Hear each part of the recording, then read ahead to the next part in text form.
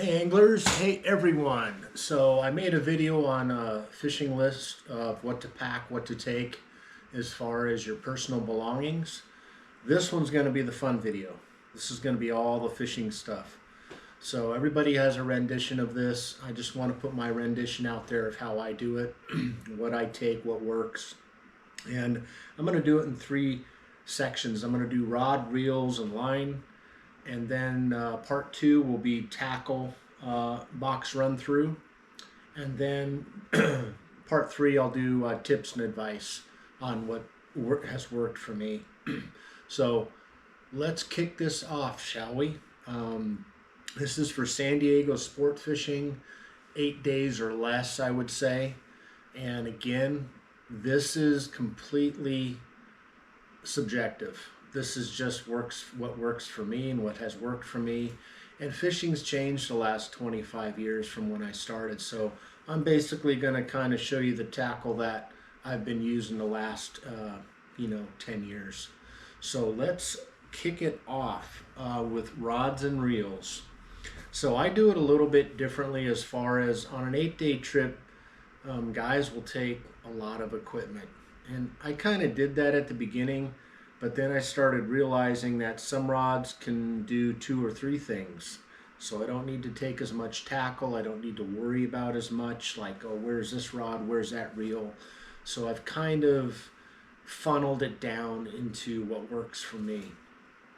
So the first one, I'm going to go, like I said, heaviest to lightest, is a fan favorite. I'm sure everybody is going to know this that's in the industry. It is the legendary, none other than the Mac 20, Okuma Makira 20 on a UC 7.6 Viper. So this rod right here, for me, is the heaviest I'll ever fish in local waters. If I can't catch it on this, I don't want to catch it. I've got it spooled with a 100-pound braid, and I'll usually fish it with anywhere from 100 to 200-pound leaders depending on what I'm doing with it. So this basically, as you can see, I've got one of the lugs turned down, and that's because last time I was using this, I had it on the rail, and I like to be able to cup the side of this reel. When I'm trolling with it, I will reverse this lug back up. Say we're down at the rocks, I'll use this same pole to troll for Wahoo. Okay, so there's number 2 on what this will do. It'll do big flat falls, it'll troll, it'll do tuna, bull dorado, and you can also use this for your big dropper loop. Those big bull yellowtail down at the ridge and the rocks that they can get up to 70 pounds, guys. And if you've been on one of those, trust me, you're going to need an outfit like this to be able to stop them. They'll snap a 130-pound line pretty easily if you don't get them away from the reef. So this is basically, like I said, the heaviest I'll fish. I love this rod. I love the recoil. I pretty much fish all UC. I've got a few graphiters too, but in this line today, I'm just going to focus on my core UC rods and what I take. So this is my 100-pound outfit. And again, I should be able to do, usually it's 2 times your line limit on what's comfortable as far as the fish goes. So I should be able to do a 200 no problem. And with luck and no wraps and line capacity, I should be able to do a 300 as well. So I know guys have done 300s on this setup actually pretty easily. It just comes down to, how the seas, how many anglers, how many people are hanging, yada, yada, yada. So this bad boy is a fantastic outfit. If you want to invest into a heavy rod, this is the one you want to get. Let me get the next one. Okay, number 2, going down in size. This is my 80-pound rig. And this is kind of what I use for my Finesse drop shot. This is an Okuma Alejo 16 2-speed, and it's on a UC Raptor 50 to 100 pounds. Absolutely an incredible weapon. This really shines when you can use 80-pound line, 80-pound leader, and the reason you're going to use this one is if they're not chewing the 100, 130, and you need a finesse rod, and say the current's whipping, believe it or not, jumping down from 100 to 80 when you're down 200-300 feet makes a huge deal with the scope. And also, I can cast this one down swell way better than my big one. So this thing is just diabolical when it comes to flat falls and everything else. We'll get into that. But so I've got this loaded with 80-pound braid, and I fish 80-pound leader on it. And if I want, I can go down to 60-pound and use it as a sinker rig or whatever. But this really is my finesse flat fall. I've caught so many fish on this. Last year, one trip was a 3-day. I think I got like 10 bluefin. And the guy next to me wasn't getting anything. I looked at his tackle. He was just going too heavy, and he was scoping out too far because his line was too thick. So this bad boy right here is fantastic. Let's get the next one. All right, working our way down. This is an Okuma Alejos 12 2-speed. And what I love about this reel is it's got a high speed and it's got a pretty low gear when you go into low.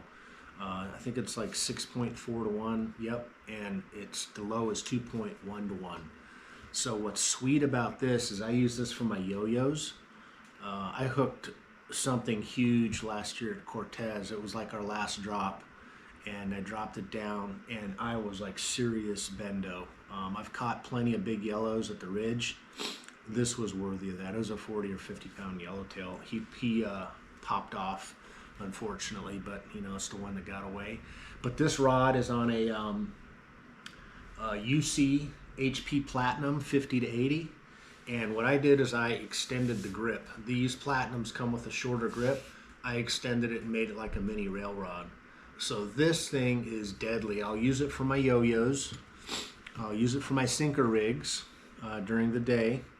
And then I'll also use it for my 60-pound bait stick. So I'm completely covered. Again, I love this one too. I mean, I love all of them, but this reel, if you told me I had to take one reel, this would probably be one of them. It is sweet. It's kind of like they say, it's a Machaira light. So, all right, let's look at the next one.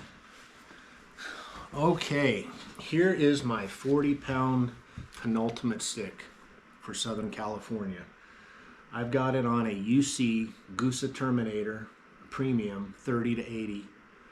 This is a custom rod wrap, custom color by my buddy Ralph down in California.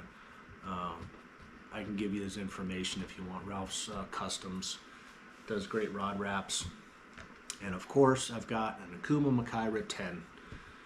This rod is like, if you told me I had to, Mark, you can only take one rod, I would take this one, believe it or not. This thing is wicked. This rod, I did a 123-pound bluefin on this rod right here. 50-pound braid, and I think I had a 60-pound leader on it at the time. I've done other big yellowtail on it, and my biggest was I had tied into a big hammerhead down at the ridge one year, and I wanted to fight it just to see the capacity of this rod. It was probably like a 300-pound hammerhead. It was just sounding. It was, and this rod took it. The only thing that happened was I spun the tip a little bit, so I had to re-glue the tip. But anyways, this rod is wicked. If you can afford what I'm showing you and you want good equipment, I mean, I still got scales on this. I didn't get all the scales off from last trip, but I sprayed it down as best I could. This is what you want. I always go a little bit heavier on my rods because I can always fish them down. So this rod could fish 80. Like I said, it's a beast. But I love fishing 40 on this rod. You know, it's just wicked. And these Machairas, they free spool so amazing for live bait. And I'll talk more about that later. But this is it, guys. This is my 40-pounder. Love it. And we'll see the next one here. Okay, this is my 30-pound setup. Again, it's an 8-foot Gusa, 30 to 60 Terminator, not the premium. This rod's wicked too. They all are. They're just so amazing. And I've got, believe it or not, a Shimano 16 Trini on here, Trinidad. This is an amazing reel. This is my finesse stick. When the bite gets tough and we gotta go down in line, go down in hooks, this dude right here has come through for me many times. And I'm gonna get into some other stuff later on in the video about line and all that. Or I'm gonna talk about line more so. But I've got basically a 40-pound braid. I've got a top shot of copolymer Triple X. This is the only top shot I use, is copolymer Triple X. It's awesome. It's soft, knots well. It's strong as hell. So this is what I like right here. And I've got, I'll start out fishing, just copolymer, and if I have to tip it with 30-pound fluoro or 25-pound fluoro, I can. So awesome rod, awesome equipment, wonderful. It's a single speed. It's a star drag. The free spool on this thing is just ridiculous. It's just like butter. So good pull.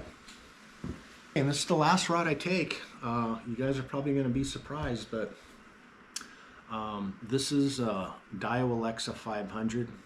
It's just like a 400, but it's wider. I fished it last year. It's a great reel. This really is. This Daiwa equipment is just awesome. It's on par with Shimano. I've got this on a swim bait Fanatic. They're 25 to 50 heavy, which it's 7'11". In the 8-foot model, this is basically the tile fish blank for UC. So this rod is just wicked. It's got some tip, and then it just gets in the backbone. I throw all my metal jigs, my snipers, my Zakanas, and I even use this rod for my surface irons for yellowtail. So this has a 8.1 gear ratio, so it screams. So if you want to burn stuff back to the boat, you can. I absolutely love this. I mean, I can chuck surface irons and the metal jigs, I think, just as far as the 9 and 10 foot rods. Just my opinion, but might be a little bit short. But the good news is when I hook it, I've got a little bit more leverage with an 8-footer. I don't like 9 or 10 footers, never have, never will. So this is what I use. Now, I take 6 rods. That's all I take. But if we go inland and we start fishing the kelp for bass and cuda and bonito, I'll bring a 300 size rod and I'll just plop it right here on my swim bait Fanatic. So 6 rods, 7 reels. That's all I need. I don't take spinning equipment. I don't take any other. This is what works for me. Over the years, I've dialed it down to these 6 rods, and it works really well. And I'm probably missing something on a technique with these rods, but I can do it all with these. The UC rods are I have graphiters too. I do love my graphiters. There's a few models in particular I really love, but there's something about these UCs with the recoil, especially on the bigger rods, where if you're fishing them right, you really don't even need low gear because there's so much recoil. You can just keep it in high, because that rod just, let's pretend there's no swell, okay? Because we all know we're going to use the swell when we're rail fighting, right, to get the fish in. We're going to use the boat. But if it's grease flat, pancake flat, like that Viper and even that Raptor GCX, it has so much recoil that it's fighting the fish. The reel just becomes like a line recovery device and a drag mechanism. You can put it in low if you want and try to winch the fish up, but you really don't have to. I was taught by some of the real long range guys years ago not only how to use the rail, but how to use the recoil in the rod. The 2-speed, the low gear is almost like a cheater at the end, and you can use it. You can broomstick it. I've done that. Believe me, I've been tired and I've sat on that thing and I put it in low. but most of the time I'm in high, even on the big fish. I know that sounds crazy, but I've got it down to a technique where it works really well, and you just got to concentrate and watch the rod. And if you got a big swell, it's sweet because the boat's doing all the work for you. You know, you go up, you reel down. You go up, you reel down. It's beautiful. So guys, that's my rod and reels, man. I could probably go into more tackle, but this is really all you need, and this is for 8 days. So I might take one more reel, like on an 8-day. But I would actually use this. So let me back up a second. So in spring, obviously, I would use this for what I said I'd use it. But in August, if we go on, when that's when the kind of the Wahoo start biting. There's been earlier years, but generally it's in August to December, right in there, whatever. But I'll throw all my Wahoo bombs on this, all my catchies, everything. It's just, I mean, it's that good of a rod. So that's it. Let's move on to my tackle box, and we'll get into tackle and start talking about that and run through what I take. Okay. All right. So you want to take some good crimps with you, right? Because you want to make leaders, crimp your on the wind-ons.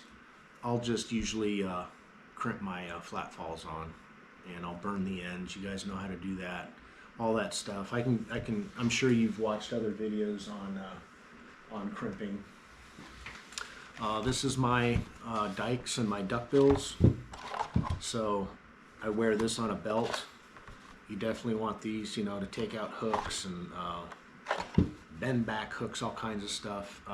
And these dikes are obviously wonderful for cutting mono. I try to not cut braid with these. I have my braid scissors for those that work really, really good. Here's some finger tape. I think I went over that in my last video. This you want to take. This is really cool. Like, you have a rope on both ends. What I do is I'll pass it through the railing on the boat, and this is how I set all my drags.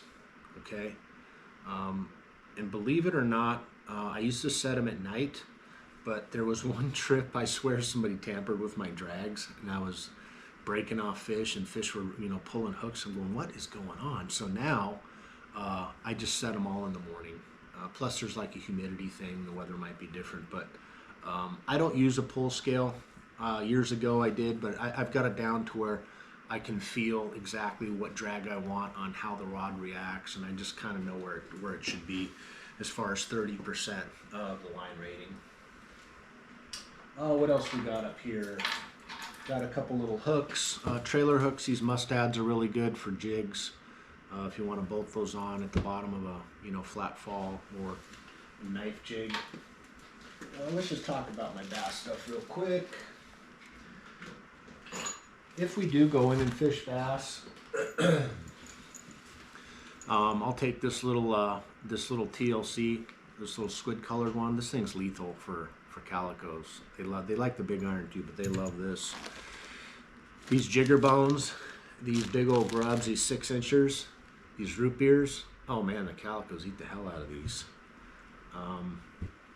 Big Kitex they like, believe it or not, and they're also like,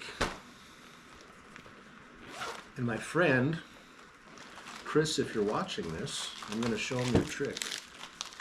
These yellow heads with the red eye and these bass assassins, apparently this is calico lobster. They love this, so try it out. Okay, bucktails work good too. And then if you want to run one of these Kitex, like on a thread-on hook, big bait hook, you can, one of those big worm hooks. Okay, so that's the bass stuff. I really don't take too much. I'll just take a little bit, because most of the trips we really don't go for bass, because people didn't pay for bass. They paid for the big stuff. Okay, I'm a sucker for trolling. You still never know what you're going to catch. Generally, if you troll a feather around up by the Channel Islands, around the tuna grounds, you'll probably hook a bonito or skipjack. It's kind of, we kind of listen to what the captain says on that, but I just take these feathers. They work really, really good. Big torpedoes. So these torpedoes, you basically want to take anywhere from like 8 to 24 ounces. These are 20 ounces. I take everything basically in. This is my lead box. I have all my lead in here, okay? And then I also have all my wind-on leaders in here. I take this shark leader just in case we get desperate. And I'll ask the captain if we're like catching nothing, you know, if we can cut up a mackerel or a bonito or something and go fish for sharks. Did that one time, it was a blast. You know, everything from 80 to 130 to 300. I've got some 300s in here too. So you definitely want wind-on leaders versus, especially for flat falls at night. And I can go into that later, why. We'll talk about that. But this is my lead box. I'll also keep other lures in here, like bigger lures.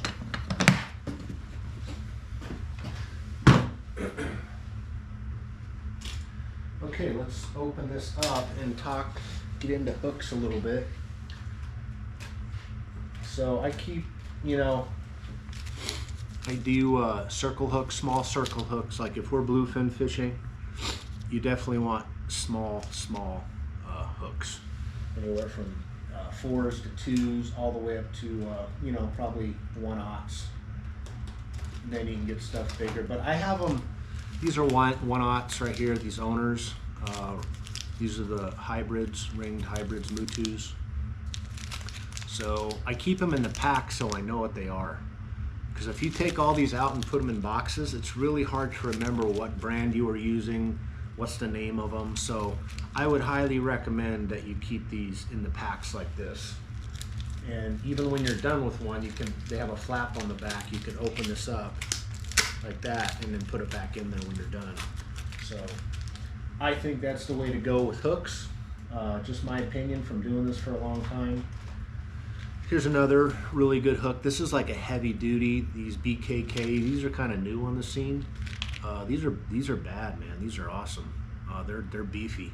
So if they'll chew a heavy hook, I'll throw this on if they're not being too shy about hook and line. But you know how bluefin are. All right, this first part of the tackle, I just wanted to go over all the small jigs I use. I use them year round, but I use them in the spring a lot. The first one's pretty well known. It's a Colt Sniper. These are really, really good jigs. I've caught a whole bunch on these. This one in particular actually has teeth marks all over it if you can see it. But I just dropped it down to a single hook, and you see I welded a ring on. I just prefer a single when I'm going after tuna. But the trebles work fine too. And then this is a Tatty 6. This one also works really good. Bigger if they're a little bit deeper. Bigger Colt Sniper. It's 120 gram. I put a little BKK T-Rex on there. And then this thing's been mangled. You can see how badly this thing has gotten chewed up. But this is a little P-line jig. Same thing. Put a single hook on here. Little J hook. And these Zacanas, these Zacanas work really good. These Daiwa Zacanas, these are really good as well. This one's seen some action. You can see it's missing its eyes and it's all chewed up back here. So put a little bit bigger mustad hook on this one. It seems like the Colt Snipers work better on the retrieve, and the Zacanas, based on their shape, work better on the fall. And I basically picked that up again about 4 years ago on the Pacific Queen. That's what one of the crew members was telling me. So I've deployed that. This is a mega bait right here with a large single hook on the front and a buoy swivel. This one's heavier. It's like a mini knife jig almost, so it works really well. You know, every year it's something new, some new gimmick, but these have been around for a while. We used to use these all the time. And you can see on the back how you cast them out and they just flutter down. So on this board,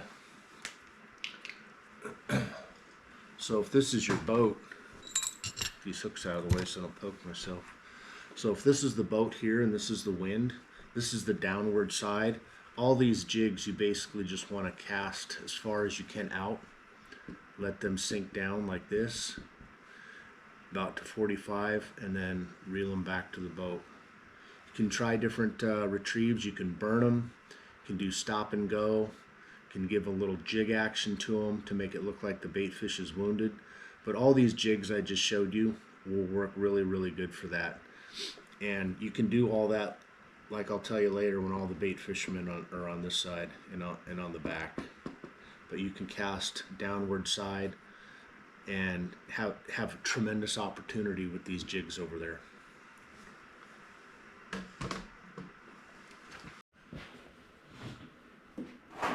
Okay guys, next thing I want to talk about are knife jigs. This is a big 500. I think this is a Mustad Rip Roller. Really good jig. You know, it just kind of depends what they like. If the current's really ripping, you really want a heavy jig. You want a long, heavy jig like this to get down quick.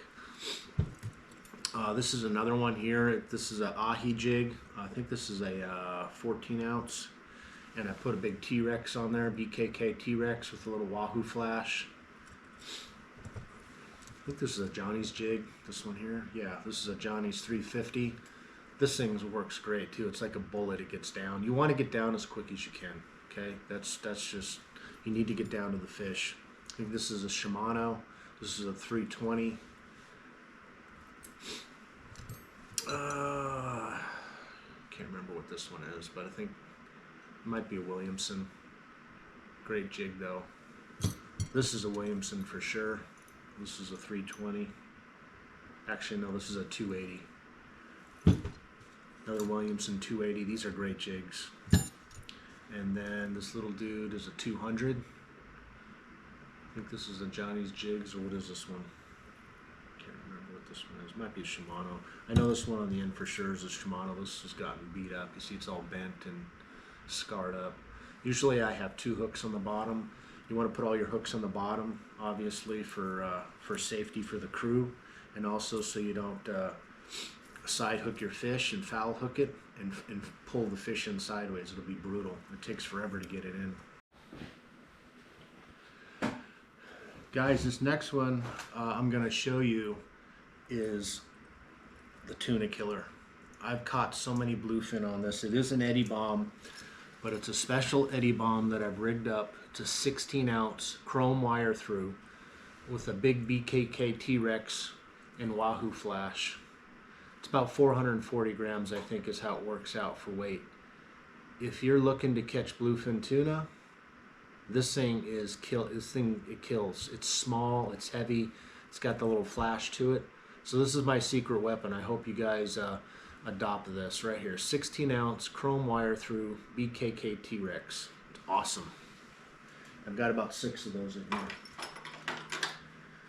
Okay, that pretty much does it for the tackle box. Okay, last grouping I do on the lures. If I do an August or later trip, that's usually when the Wahoo start down at the ridge and the rocks and stuff. I'm going to bring Wahoo stuff. So this first one is a big mag bay. So the first one the first lure I use is this is a big mag bay. Great lure. You can see all the teeth marks and stuff on it here. I've caught a few on this. This thing dives real deep and tracks really straight. That's why I love this one. These Nomad DTXs, these are really good. This color usually works really good. This is a little bit smaller one. The trick with these is you have to wire them. You have to keep this wire pretty tight down here and pretty clean for it to run right, because sometimes these get off kilter. But if these are tracking right, these things are amazing. This is a big Mad Mac, I believe. Yeah, Mad Mac 200, macro color. Again, I've got these wired up with wire, obviously fishing for Wahoo. This is a great lure. Caught them on that too. And then if I'm not on the troll, I'd like these JRI bombs. Really love these. They're simple. You just tie them on the front. Another one here. And then my other favorite one are these catchy tackles. Kind of similar to a little yo-yo jig, you know. But I really like these too. These have caught a lot for me. Other thing I'll take, I'm not a huge popper guy, but you know, if I'm feeling it and they're boiling up, there's nothing like something that blows up on the surface. You know, get a tuna blow up on a popper. There's lots of different kinds that work. I've caught plenty on this little small Mad Mac. I think this is a 160. Love this lure. It's like a giant lipless crankbait. Love it. You can fish it on top, let it, you know, drop down, pull it up 45. They crush this thing. A lot of multi-species too. And then the other one I like is just this Toro Tamer stick bait. It's got a big rattle in it. I get these from Market Shark Bait down in Huntington. These things work really good too. So that's it for the lures pretty much. Gives you kind of, in my tackle box, gives you an idea of what I take. I'm sure I've missed some things, but that's the general idea of what works for me.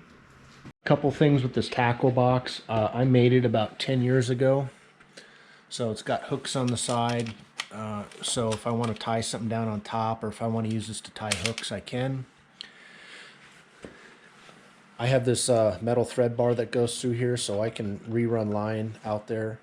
I've got a spring and everything on here, and when I'm done, this flips in and reverses and comes in, so it's easy to carry. So it works really nice, and I've got this tray on top. I've got this handle that I carry it with, and I put all my weight back here for counterweight when I pull the drawers out. And then to keep it shut during high seas, I've got this rope and cleat system right here. Okay, and then I just lash it down, so when we're going or moving, it takes 2 seconds, keeps all the drawers shut. So it's really sweet. Call her old Bessie. She's been on a lot of trips with me, but the thing is sweet. I custom made it to the fishing we do. So as far as fishing line goes, I keep it really simple. For my braid, I'll always use a non-coated line, because if you use a coated line, when it packs onto the reel, it'll get stuck inside itself, and when you go to live bait fish, it'll get sticky, and it'll prevent the bait from pulling out line. So always use a non-coated line. Power Pro's really good, and I also really like Daiwa J braid. I don't have a spool of that in front of me, but that stuff's really good too, the 8 carrier. And I always use blue or white for my braid. Fluorocarbon, I'll use, here's a couple ones that I've used, but I'll tell you what I use all the time. Daiwa J braid, it's really good. It's a good brand. It's reasonably priced. And I've used Seagar and a few others. But what I use a lot, this one here is, you can get at Bass Pro. It's Offshore Angler Extreme. And it's really good line. And if you look who it's made by, it's made by Seagar. So, and it's a couple dollars cheaper. So, and it works really good. And another nugget for you is this line right here is by Cast King. It's called Covert. I think you can get it from 15 to 50 pound. Comes in these tiny little spools. It's made in Germany. It's excellent line. I've been using it for the last 3 years. And it's really reasonably priced, so it's good stuff. So, as far as mono goes, or copolymer, for the copolymer, the only thing I use is the Izorline XXX. Love this line. Amazing line. It's soft, it's supple, it takes good knots, and it's basically really strong. So, and I get these nice little spools of it. And then with mono, so here, this is going to be controversial for a lot of people, but you can look it up. There was a man that did a study on break strength and abrasion resistance, mono versus fluoro. And fluoro would beat, or mono would beat fluoro every time in the abrasion test. So for the last 3-4 years, when I found that out, for dropper loops and basically knife jigs, anything that's going deep, and I want stretch, I use mono. The only time I'm going to use fluoro, basically, I know this might be controversial, is a leader for bluefin. So that's the only time I really use fluoro for fishing for picky tuna. Other times I'm doing copoly or mono, and I've had nothing but good luck with that. So that's what I use. It's subjective. Take from it what you will, and if you can use it, great. If not, just keep doing what you're doing. Okay, everyone, let's talk about some tips and advice. The first one is you want to use chapstick for knots. That works really well. If you use this, I think it helps definitely with your knots. On that note, what makes the San Diego jam knot so good, in my opinion, not only is it a strong knot, but it stays loose down to the very last minute, and it doesn't burn like other knots. So the San Diego jam knot with chapstick is very hard to beat. Finicky tuna, like I touched on earlier, that 30-pound rig is excellent for that, and you want to use that Daiwa J braid, as I was saying, because you need a non-coated braid. A coated braid will stick inside itself and get stuck, and even with a strong bait, the line's gonna be jittery, and it's because it's gonna get stuck in itself. As opposed to a non-coated line, it just peels right off. And that can make the difference between getting bit and not getting bit, especially if you have an iffy bait or if you have iffy bait. Sometimes you have superstars in the tank, other times you don't. Basically, when it comes to hooking your live bait, there's a couple different ways. You can nose hook right through here like this. Now, I don't know if this is going to work on this plastic, but anyways, let's pretend that's through the nose like that. The only time you want to nose hook, there's two times, is on the slide or if you're doing sinker rig. To me, that's the only times you ever want to nose hook, just my opinion. When you're fly lining, you shoulder hook or you butt hook. Just like that. Okay? Now, the reason you do that is because when you hook them that way, they swim away from the boat. And I'm going to tell you what I think is the biggest trick to bluefin fishing, and I usually outfish people when I go. There's a lot of little nuances to bluefin fishing, but since we're on that topic.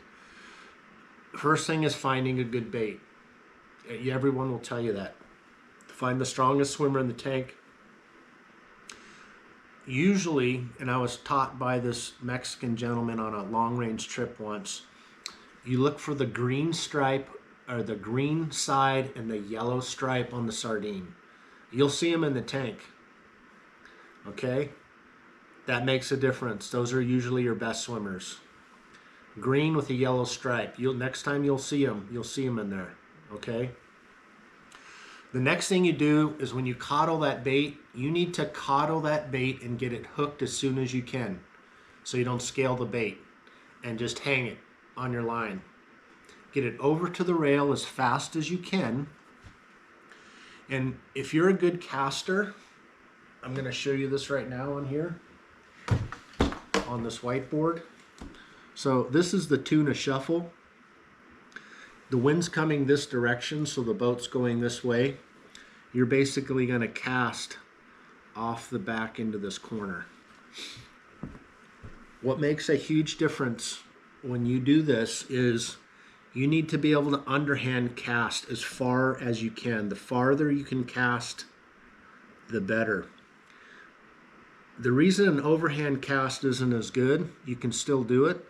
One, you're probably going to pull the hook out of your bait unless it's shoulder hooked, but you're going to get bait slap if you overhand it, which means that the bait is going to arc up, come down, and when it hits the water, it's going to get traumatized.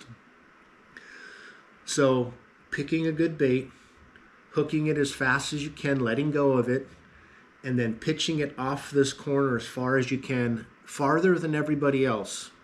That's the key, and that's why you have to get good and practice this. Because if people are just casting right here like this, you have a huge advantage, because when you start doing the tuna shuffle, your line is way past everybody else on the outside down here, okay? I'm telling you, this makes a gigantic difference. I've learned this over the years, and it's really helped. The other way you can do it is if you're not a good caster, don't go back here. Just go right here and just drop it off the side and put it in free spool and let that guy just, just kind of pitch it out. Get it away from the boat and let that guy take off. That's the other best way, because then he gets into the water the fastest and he has the best chance to swim out. So when you tuna shuffle, you always want to keep your line tight. Line management's key. You got to keep your line tight and make sure everybody's doing the same around you. Because what's going to happen is you're going to rotate down the side down here like this, all the way to the bow.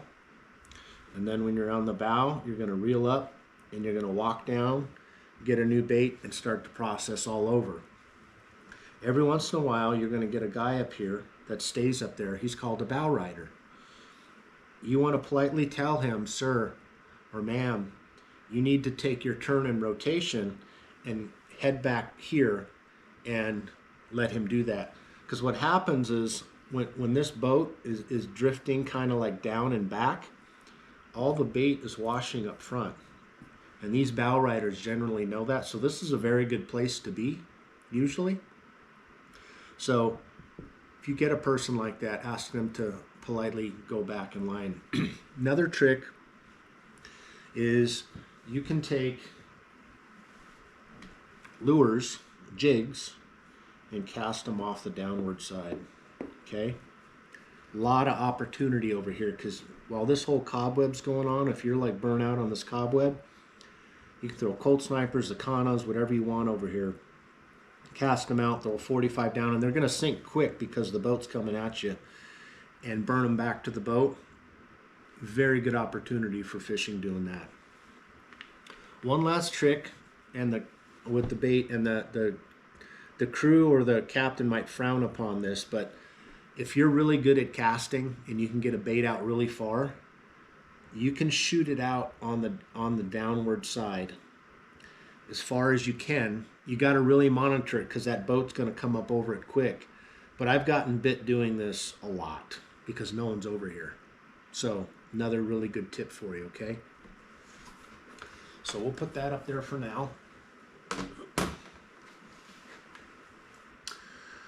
Number 2 and number 4 ring hook.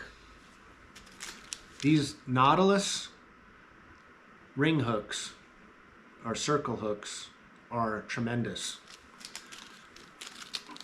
I learned about these from the boys on the Pacific Queen years ago when these came out. These are really, really good hooks.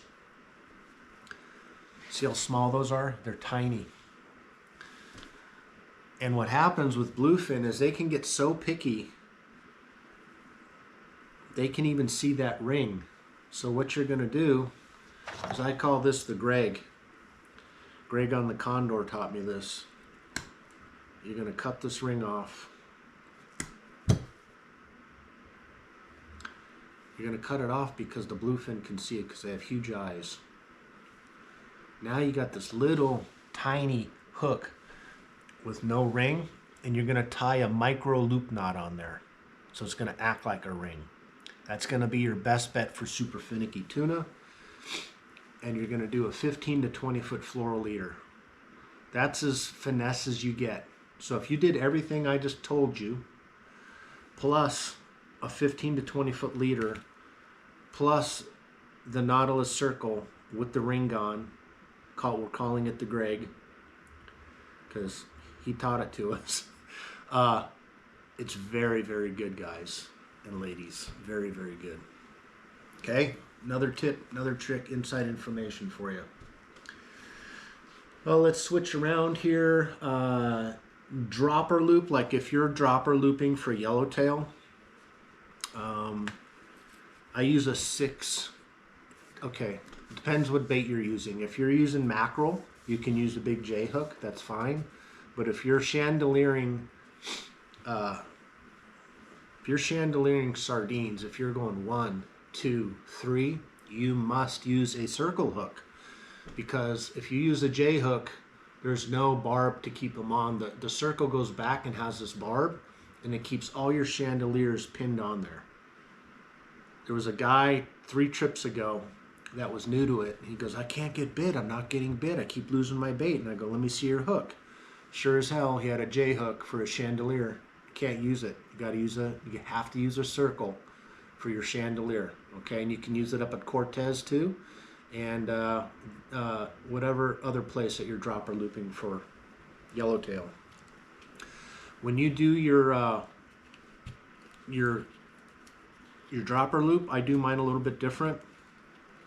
Let's see if I can get this line off. Okay, so when you are dropper looping for yellowtail,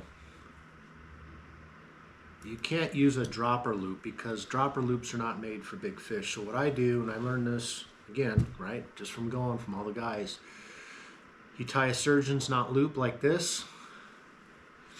I cut it down probably about 6 to 8 inches, and then I'll make a loop down here. This is where your weight's gonna go, right? Pretty simple. Slide it through here. Okay, so now you've got your weight. Now you've got this nice little piece for your hook. And I don't know if I can tie one on here, but anyways, your hook goes here, and then this is your main line. Okay, this is an excellent dropper loop setup. I like to keep my hook really close to my line because I don't like to get all spun up and turned up, especially when you're fishing down at the, say like you're fishing down at the ridge. Everybody has to be on the same weight, where there's going to be massive tangles, like 16. If the captain says, hey, everyone get on 16 ounces, you're going to do that. If you're chandeliering, it's even easier. But if you're using a big mackerel, if you're pinning down a big mackerel, like a 2 or 3 pound mackerel, you're going to take your dikes and you're going to snip his upper fin and a little bit off his bottom fin. You're going to cut his motor off. So when he's down there, he's not going to tangle your lines. He can't swim as good. He's just pumping and pumping and pumping, and they'll just devour him. So that is what we want to concentrate on, the dropper loop, okay? Works really, really good. What I've learned with dropping loop yellowtail, the big ones, what I do, and this works really good, and again, take it or leave it, I put my rail rod out, I go down, put it on the bottom, go all the way to the bottom, do about 3 cranks off the bottom. I button my drag down because I have heavy line, and I keep it in low. Do not keep it in high. As soon as that rod goes bendo, you just reel right through it because you need to get him off the reef. It works 9 times out of 10 if you're in low, button down. Do not go in high. You will not be able to get him off because he's just pissed trying to get back into the reef. Once you get up about 30 feet, 40 feet off the bottom, then you can go to high and start using the recoil of that rod to start getting line back. And then if he runs at you, which they don't do generally, but they can, you can catch up and get all that line back on that reel if he's heading at you. So another really good tip. Going back to live baiting, this is in no certain order. Before you go in the tank and you hook your bait, either get another sardine and crush it up in your hands, get the sunblock or whatever else is on your hands, because that will transfer onto your bait and they can smell it. So I just keep like a little scent bottle I get at Home Depot of sardine or whatever, and I put a little squirt in here. It's a nuance, makes a big difference, I'm telling you. Old timer taught me that about 12 years ago. I do the new sinker rig setup for tuna, which it's similar to this, but I tie my hook right in line on a ring. So I'll tie it right to the ring. Let's cut this off for now, let's pretend. And this is a really small ring hook, obviously, but this is what it will look like when it's done.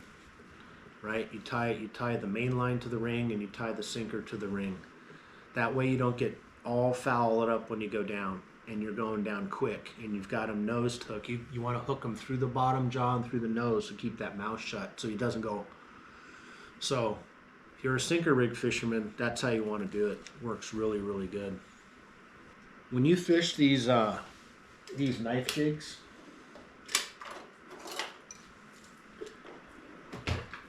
or eddy bombs or whatever you're fishing, you have to, let's get this right side up, you have to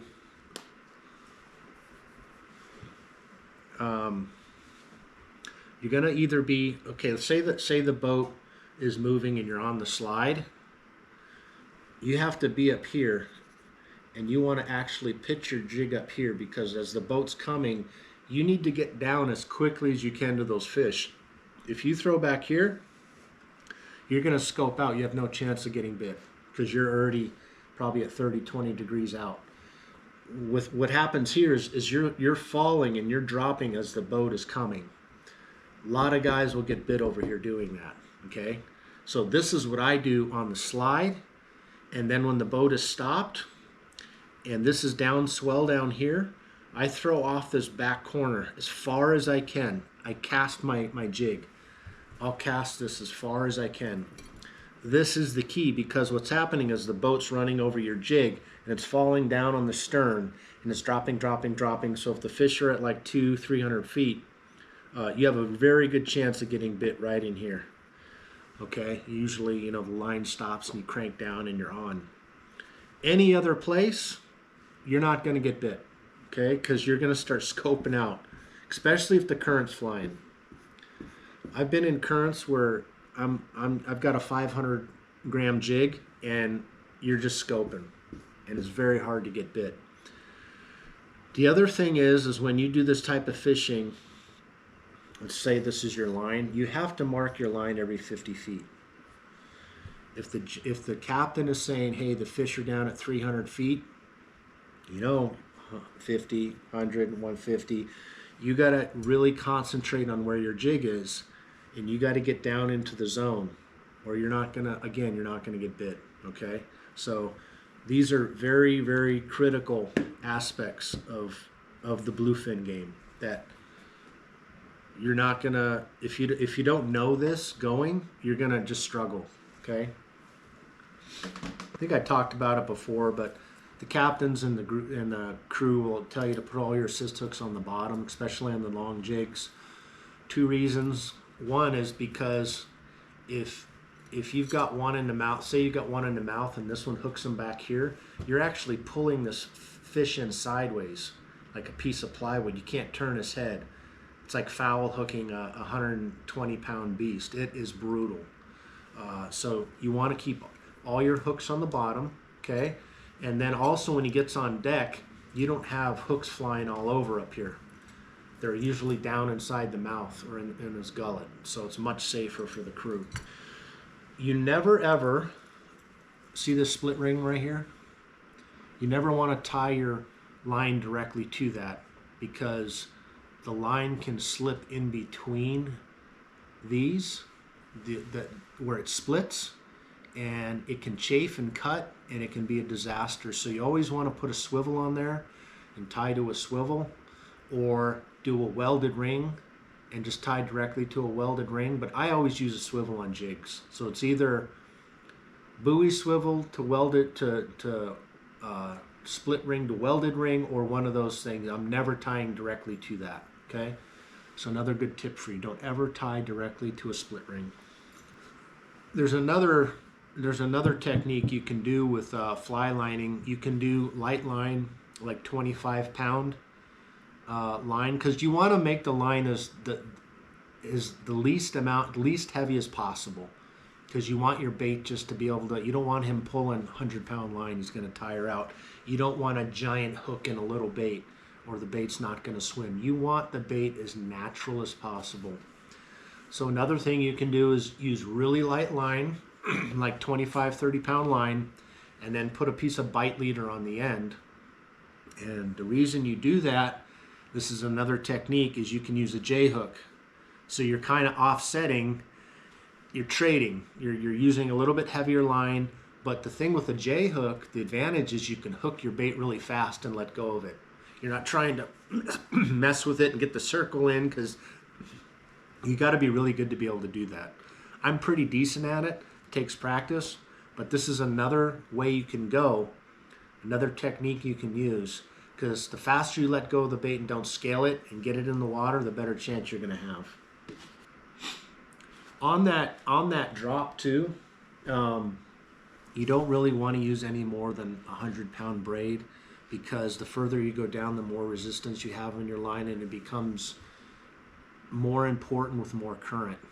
Because even if you switch from 100 to 80, it's a massive difference.